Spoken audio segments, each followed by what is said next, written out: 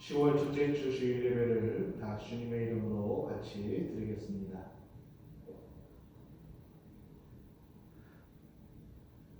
신앙을 고백합니다. 전능하사 천지를 만드신 하나님 아버지를 내가 믿사오며 그 외아들 우리 주 예수 그리스도를 믿사오니 이는 성령으로 잉태하사 동정녀 마리아에게 나시고 본디오 빌라도에게 고난을 받으사 십자가에 못 박혀 죽으시고 장사한 지 사흘 만에 죽은 자 가운데서 다시 살아나시며 하늘에 오르사 전능하신 하나님의 우편한 데 계시다가 저리로서 산 자와 죽은 자를 심판하러 오시리라. 성령을 믿사오며 거룩한 공예와 성도가 서로 교통하는 것과 죄를 사하여 주시는 것과 몸이 다시 사는 것과 영원히 사는 것을 믿사옵나이다. 아멘. 하나님 아버지, 오늘 저희가 하나님 앞에 예배를 드립니다. 성령께서 함께 하시고 우리가 드리는 이 예배 가운데 온전히 함께하여 주옵소서. 코로나 사태로 인해서 저희가 가정에서 예배를 드리고 있습니다. 또 그 가정에서 드리는 예배 가운데에도 하나님의 인도하심이 함께 하시고 우리의 중심을 보시는 하나님께서 이 예배를 통해서 우리가 드리는 곳곳에서 하나님 영광 받아주시고 인도하여 주옵소서. 예수님의 이름으로 기도합니다. 아멘. 찬송가 48장으로 하나님 앞에 영광 돌립니다.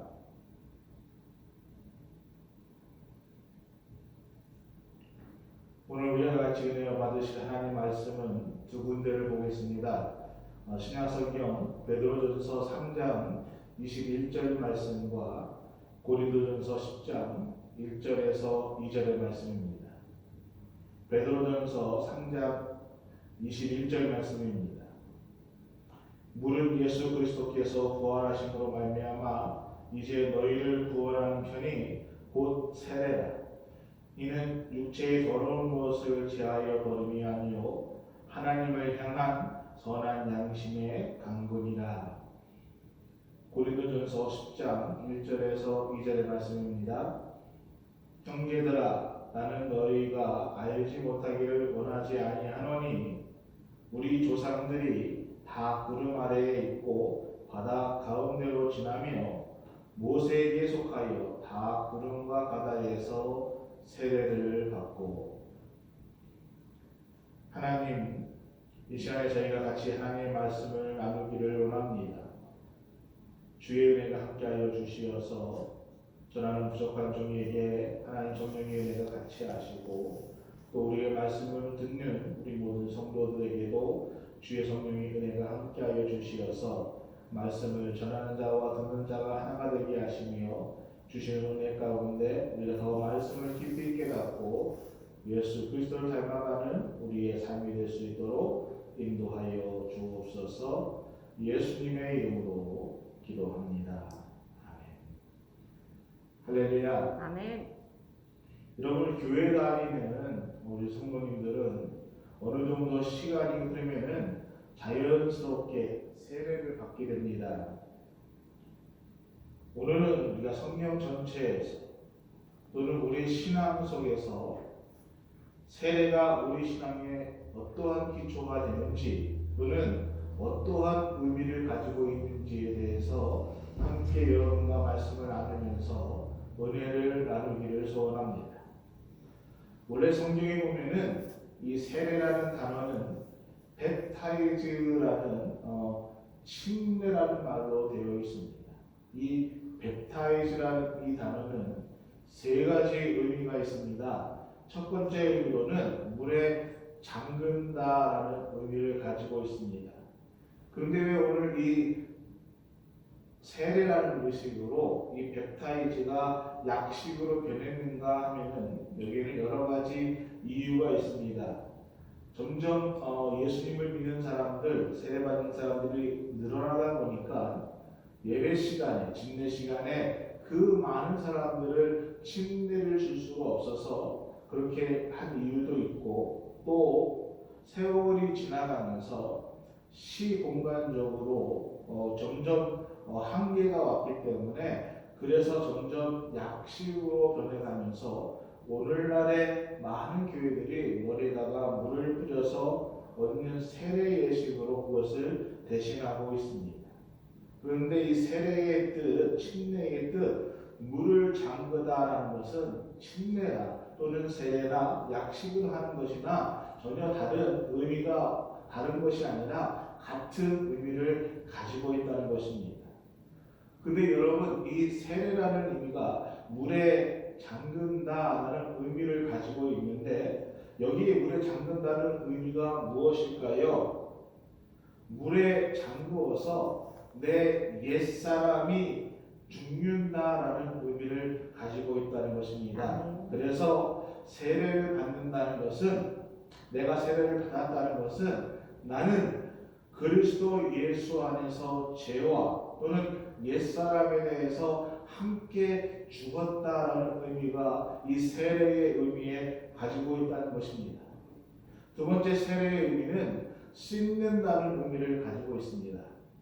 이 씻는다는 말씀은 오늘 말씀 중간에 보면은 곧 세례라 이는 육체에 더러운 것을 제하여 버림이 아니요라고 얘기하고 있습니다. 즉, 이 씻는다는 의미는 몸이 더러워서 이렇게 뭔가가 묻어가지고 깨끗하게 씻는다, 그러한 개념이 아니라는 것입니다. 그러면 뭘 씻는다는 걸까요? 우리의 죄를 씻는다라는 것입니다. 그런데 여러분, 여기서 말하는 죄라는 것은 내가 매일매일 짓고 있는 죄, 내가 매일매일 행하는 그러한 죄를 말하는 것이 아닙니다. 지금 여기에서 죄를 씻는다, 세례를 통해서 우리가 죄를 씻는다는 이 의미는 보다 근본적으로 인류 최초의 아담이 지었던 그러한 범죄의 죄를 용서함을 받는다라는 의미를 가지고 있다는 것입니다. 근데 여러분, 우리가 여기서 조심해서 생각해야 될 한 가지 문제가 있습니다. 그것은 세례가 구원의 조건인가라는 것입니다. 자, 여러분, 세례를 받아야만 구원을 받습니까? 아니면 세례를 받지 않아도 구원을 받을 수 있습니까? 세례를 받지 않아도 구원을 받을 수 있습니다. 예수님께서 십자가에 달려 죽으실 때에 양쪽에 두 강도가 있었습니다. 그 중에 한 강도는 구원을 받지 못했습니다. 그런데 구원받은 그 강도 역시 세례를 받지 않았다는 것입니다. 여러분, 세례는 구원받은 사람들이 저는 예수 그리스도와 하나가 되어서 예수님과 결혼한 하나님의 신부입니다, 예수 그리스도의 신부입니다라는 것을 고백하는 일이지, 그래서 내가 그 그리스도의 신부로서 정결하게 성결하게 살아가겠습니다라는 우리의 신앙 고백이라는 것입니다. 이 세례의 세 번째 의미는 목적지를 향해서 떠난다라는 의미를 가지고 있습니다. 21절 하반절의 말씀입니다. 하나님을 향한 선한 양심의 강권이다. 우리가 세례를 받았으면은, 또는 우리가 세례를 받고 예수 그리스도를 믿고 거듭났으면은 새로운 목적지를 향해서 우리가 좀 더 성숙한 완성된 예수 그리스도를 닮아가는 그러한 성숙한 모습으로 우리가 한 걸음 한 걸음 말씀을 배우며 성장해 나가야 된다는 것입니다. 아멘. 여러분, 세례는 죄를 씻는다고 말씀드렸는데 예수님께서 이 땅에 오셔서 세례를 받으셨습니다. 그러면 예수님께서 죄가 있어서 세례를 받았다는 말일까요? 아닙니다. 그러면 예수님께서 세례를 받은 것을 우리가 어떻게 이해해야 될까요? 왜 예수님께서 세례를 받으셨을까요? 예수님께서 세례를 받으신 것은 예수님께서 죄가 있으셔서 세례를 받으신 것이 아니라 하나님이신 예수 그리스도께서 이 땅에 죄인의 몸으로 이 땅에 죄인의 형상을 입고 이 땅에 오셨습니다. 그래서 예수님께서 이 땅에 오신 목적이 무엇입니까? 죄인을 구원하셔. 우리를 구원하시기 위해서, 우리를 용서해 주시기 위해서 죄인의 몸을 입고 이 땅에 오셨다는 것입니다. 아멘. 그래서 그 표로서 그 메시지를 담기 위해서 예수님은 비록 죄가 없으셨지만은 세례 요한에게 세례를 받으셨다는 것입니다. 아멘. 예수님의 세례는 예수님이 앞으로 하실 사역을 규명하고 선언하는 그러한 의미에서 또 예수님께서 이 땅에 바로 나와 같은 우리와 같은 죄인들을 구원해내기 위해서 우리를 위해서 대신 죽으시고 우리의 죄를 용서해 주시러 오셨다는 그러한 의미에서 예수님은 세례를 받으신 것입니다. 아멘. 이 이야기를 우리가 구약 성경에 보면은 출애굽기 11장의 내용을 보면은 이 이야기를 우리가 깨달을 수 있습니다. 이스라엘 백성들은 애굽 땅에서 430여 년 동안 절망적인 노예의 생활을 하고 있었습니다. 그리고 하나님께서는 모세를 통해서 이스라엘 백성들에게 그 노예 생활에서 구원해내서 하나님께서 그 조상들에게 약속해 주신 약속의 땅 가나안 땅으로 그들을 인도해 내셨습니다. 그런데 애굽의 왕 바로가 마음이 완악해서 하나님께서 내리신 9가지 재앙을 경험하고도 그의 마음이 움직이지 않았습니다. 이스라엘 백성들을 놔주지 않았습니다. 그래서 결국은 하나님께서 마지막 10번째 재앙을 준비하셨습니다. 그 10번째 재앙은 애굽 땅에 있는 모든 동물서부터 시작해서 사람에 이르기까지 그 동물의 그 사람의 첫 번째 난 것들 장자를 다 죽이는 심판이었습니다. 그 전에 하나님은 이스라엘 백성들에게 말씀하신 것이 있습니다. 사람들에게 각기 이웃들에게 은근패물을 구하라라고 말씀을 하십니다.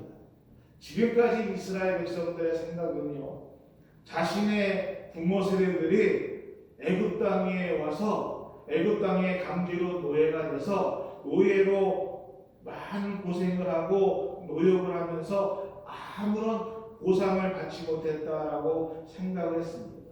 그저 노예로 공짜로 노역을 했다고 생각을 했습니다. 그런데 하나님께서는 그 조상들이 그렇게 일했던 모든 노역들, 수고한 모든 것들을 다 지금 보상해 주시기로 계획하고 계셨다는 것입니다. 사랑하는 일반계 성도 여러분, 우리가 예수를 믿는 사람들이라면은 지금 이 말을 꼭 기억하기를 소원합니다.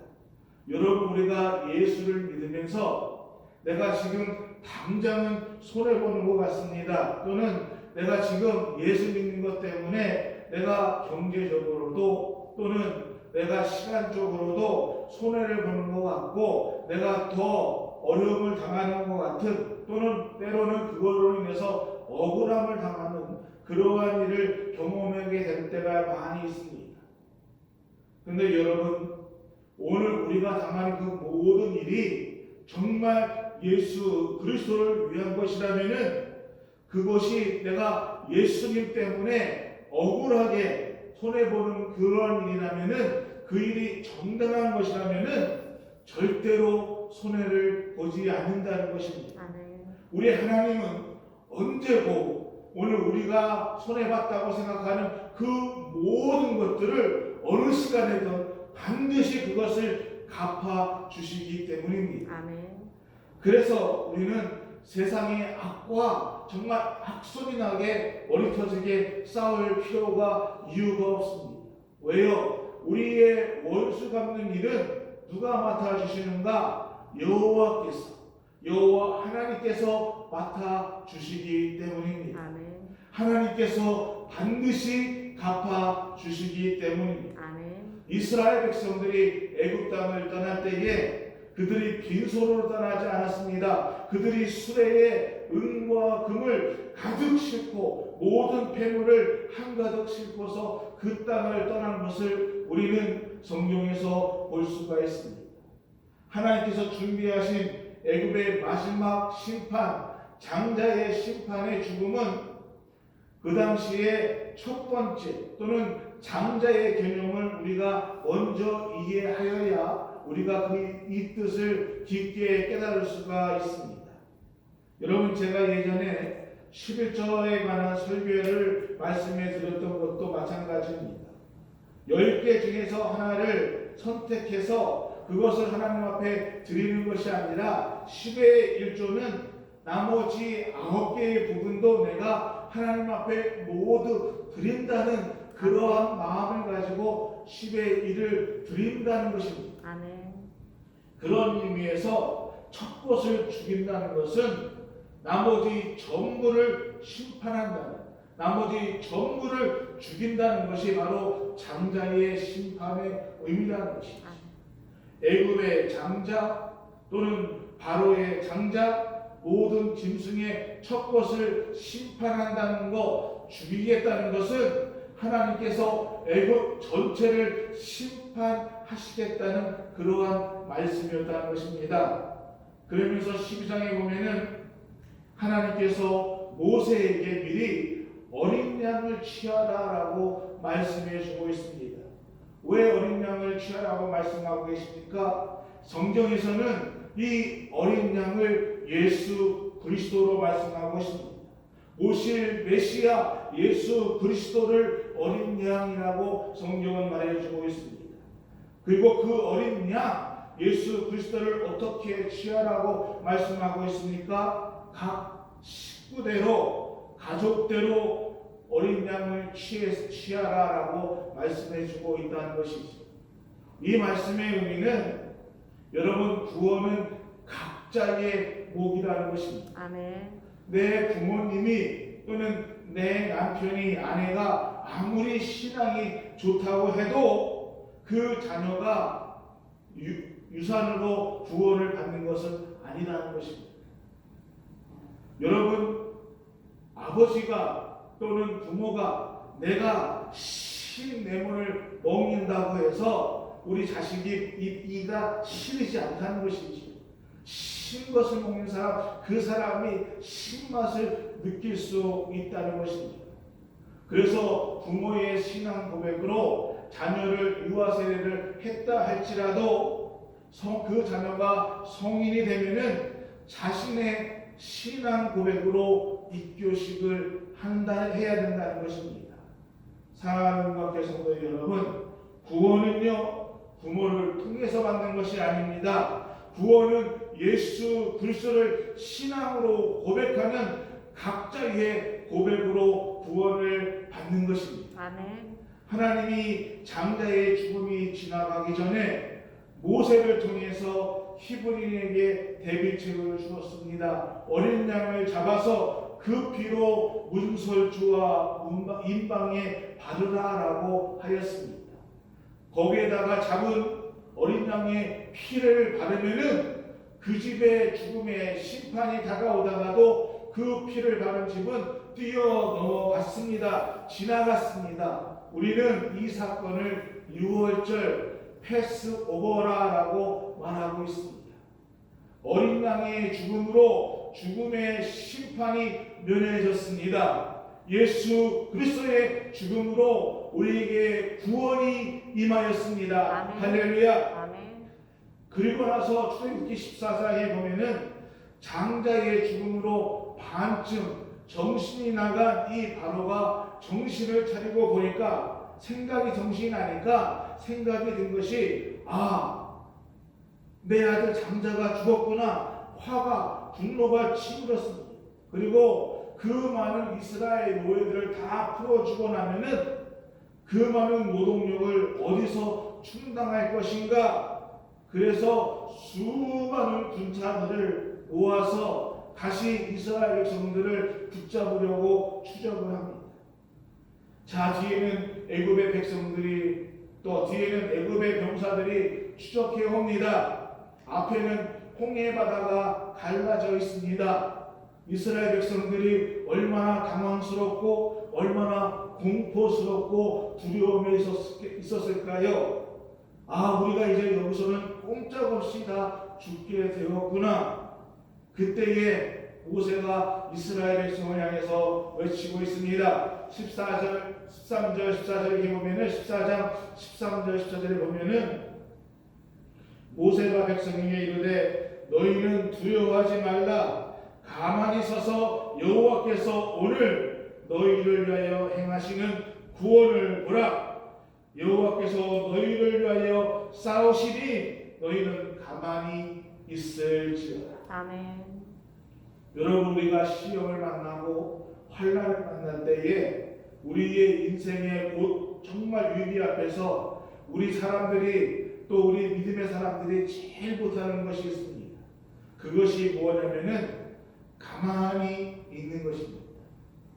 우리가 어려운 환난과 힘든 일을 만나면은 뭔가 어떻게 해서든지 그 문제를 해결하려고 바둥바둥거리면서 문제의 해결점을 찾으려고 우리는 이곳저곳 애를 쓰면서 뛰어다니게 될 때가 많이 있습니다.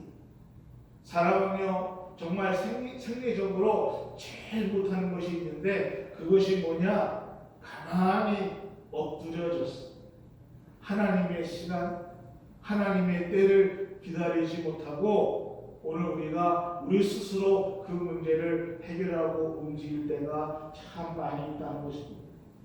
절대절명의 위기의 순간에서 모세는 이스라엘 백성들에게 외칩니다. 가만히 서서 너희는 가만히 있을지어다. 아멘.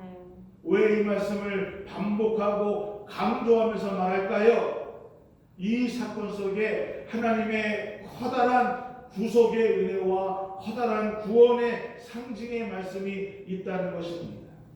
우리가 아무리 애를 쓰고요, 우리가 아무리 애타하고요, 아무리 작정하고 노력해도 할 수가 없는 것이 있다는 것입니다.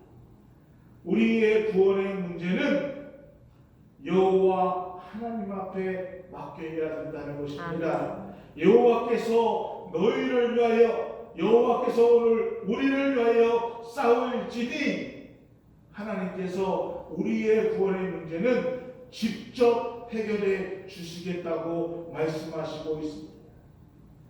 오늘 우리가 예수 그리스도로 구원을 얻었습니다. 그리고 오늘 우리가 그렇게 신앙을 고백할 수 있는 것, 어린 양 예수 그리스도의 죽음의 대가입니다. 믿으십니까? 아멘. 세례를 받는다는 것은 내가 바로 믿음으로 그 홍해를, 예수 그리스도를 나의 주님으로, 나의 구주로 신앙 고백한다는 예식이자 나의 고백이라는 것입니다. 아멘. 그런데 여러분, 우리가 홍해를, 그 홍해바다를 은혜로 건너기만 한다면은, 우리가 세례를 받으면은 모든 것이 해결이 됩니까? 죄송하지만은 이스라엘 민족 보십시오. 건너자마자 그들이 찬양을 하고 하나님께 영광을 돌렸습니다. 그러나 곧바로 그들이 물이 없습니다, 우리에게 먹을 양식이 없습니다 하면서 난리를 칩니다. 불평하고 불만하고 원망하고 시작합니다. 오늘 우리가 은혜를 받았습니다. 예수 그리스도의 공로로 구원을 받았습니다. 그리고 내가 세례를 받았고 내가 하나님과 하나가 되었습니다라고 우리의 신앙을 고백하지만은, 또 우리의 신앙을 고백했지만은, 그렇게 고백하면은 우리의 인생이 술술술술 잘 풀려나가야 되겠지만은, 신앙을 고백한다고 우리의 인생이 술술술술 다 잘 풀려나가지 않는다는 것입니다. 구원을 받은 오늘 우리들은 늘 밤새 동풍이 불어서 하나님께서 동풍을 불게 하여 주셔서 홍해 바다를 갈라가셔서 홍해 바다를 마르게 하셔서 그 바다를 건너가게 하신 그 하나님의 약속을 믿고 아멘. 그 말씀을 따르며 아멘. 살아가야 된다는 것입니다. 아멘. 하나님의 구원은요, 하나님의 구원의 약속은 하나님께서 우리에게 원하시는 것은 하나님의 목적지까지 다다르도록 우리를 보증해 주신다는 그 하나님의 약속을 믿고 우리가 어려움이 오고 곤란이 오고 시험이 오고 환난이 있다 할지라도 우리가 하나님의 약속을 믿고 순종하며 그 약속을 붙잡고 따라가야 된다는 것입니다. 아멘. 여러분, 제가 왜 세례 이야기를 하면서 오늘 모세가 이스라엘 백성들과 함께 홍해바다를 건너는 이야기를 설교 전반에 거쳐서 계속해서 이야기를 하고 있을까요? 오늘 말씀 고린도전서 10장 1절과 2절 말씀을 다시 보겠습니다. 형제들아, 나는 너희가 알지 못하기를 원하지 아니하노니 우리 조상들이 다 구름 아래에 있고 바다 가운데로 지나며 모세에게 속하여 다 구름과 바다에서 세례를 받고, 홍해를 걷는 것이 뭐를 받는다고 했습니까? 세례를 받는다고 하겠습니다. 여러분, 이스라엘 백성들이 갈라진 홍해바다를 지나갔습니다. 그러면은 홍해바다를 건너자마자 바로 가나안 땅이 나타났습니까? 아니지요. 어디가 나옵니까? 홍해를 건너 지나가니까 광야가 나왔습니다. 그럼 이제 이스라엘 백성들이 어떻게 해야 될까요? 그 광야를 지나서 가나안 땅으로 가야 한다는 것입니다. 하나님의 약속의 땅으로 들어가야 된다는 것입니다. 그런데 그 가나안까지 가는 광야의 과정들은 결코 쉽지 않습니다. 정말 어려운 길입니다. 하지만 사랑하는 은광교회 성도 여러분, 그 험난하고 그 험하고 그 어려운 광야길도 누가 보호해 주십니까? 하나님. 누가 그 길을 함께 하시겠다고 약속하셨습니까? 하나님이십니다. 누가 지켜주시겠다고 약속하셨습니까? 하나님이십니다. 우리 하나님 아버지께서 보증하시고 약속하신 것이 바로 가나안 땅입니다. 아멘. 오늘 우리가 가나안 길을 가는 동안에 어떠한 어려움과 환난과 고통이 있다 할지라도 그 길을 약속하시고 그 길을 지나게 해주시겠다고 보증해 주신 분은 우리 하나님이십니다. 아멘. 그 하나님의 약속을 믿고 우리는 건너가면 됩니다. 아멘. 여러분, 홍해바다를 건너가는 그 광경을 한번 상상해 보십시오. 왼쪽 시야로 본다면은 한 민족이 바닷속으로 들어가는 것입니다. 그런데 오른쪽 시야에서 보면은 한 민족이 바닷가운데서 나오기 시작하는 것입니다. 아멘. 그래서 세례의 의미는 두 가지가 있습니다. 옛 것에 대해서는 죽는 것이고 아멘. 약속에 대해서는 살아나는 것입니다. 아멘. 약속에 대해서는 부활하는 것입니다. 아멘. 그래서 죽음과 부활이 오늘 우리 세례 가운데 녹아 있는 것이 바로 세례입니다. 아멘. 오늘 우리가 받은 또는 앞으로 받아야 될 세례는 어린 양 예수 그리스도가 우리를 위해서 대신 죽은 그것을 신앙으로 고백하는 것입니다. 아멘. 그래서 예수님께서 세례 요한에게 세례를 받은 것입니다. 너희가 죽을 죄를 내가 대신 죽노라. 그런 메시지가 바로 우리 예수님께서 받은 세례 속에 녹아 있는 것입니다. 그래서 우리는 그 예수 그리스도의 공로로 세례를 받는 것이고 구원을 얻는 것입니다. 아멘. 사랑하는 교회 성도 여러분, 예수님의 죽음이 담보된 우리의 구원은 마지막 하나님께서 주신 목적지까지 예수님이라는 보증수표가 분명하게 약속되어 있다는 것을 우리가 믿으시고 하나님 나라의 소망을 향해서 승리하는 여러분들이 되시기를 예수 그리스도의 이름으로 축원합니다. 아멘.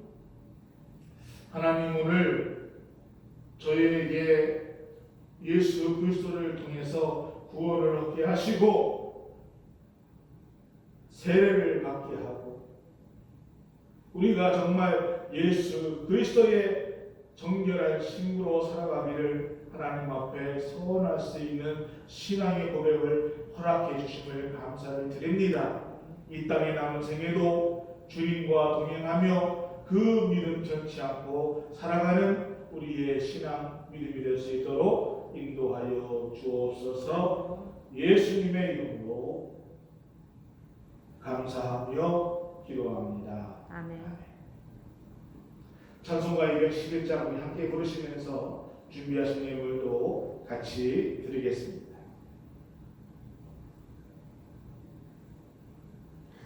하나님 감사합니다.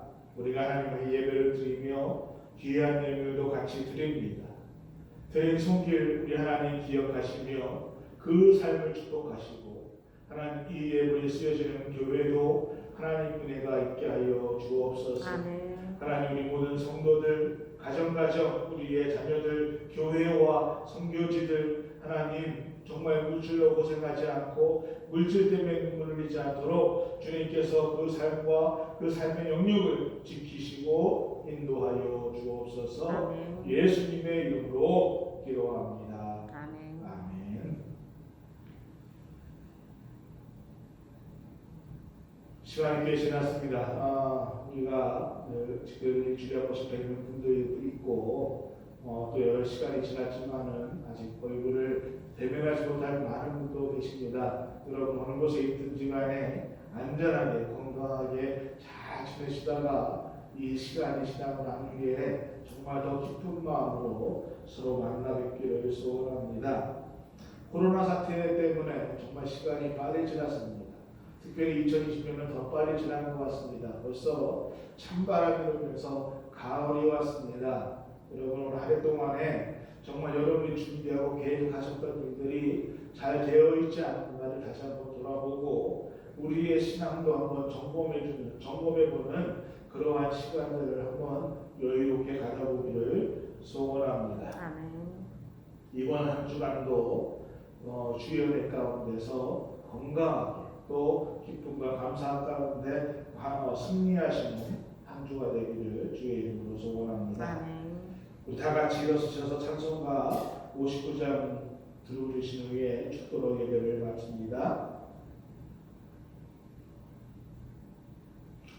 지금은 우리 주 예수 그리스도의 은혜와 우리 하나님의 크신 사랑하심과 성령님의 감화 감동 교통 인도하시는 크신 축복의 은혜가 예수 그리스도와 하나가 되고 예수 안에 죽은 우리들이 부활의 예수님을 통해서 구원의 영광을 얻는 그 삶을 통해 우리의 신앙이 날마다 주님을 닮아가기를 소원하는 모든 성도들 머리 위에 우리 교회 위에 하나님의 역사와 인도하심이 지금부터 영원토록 함께 하심을 간절히 축원하옵나이다.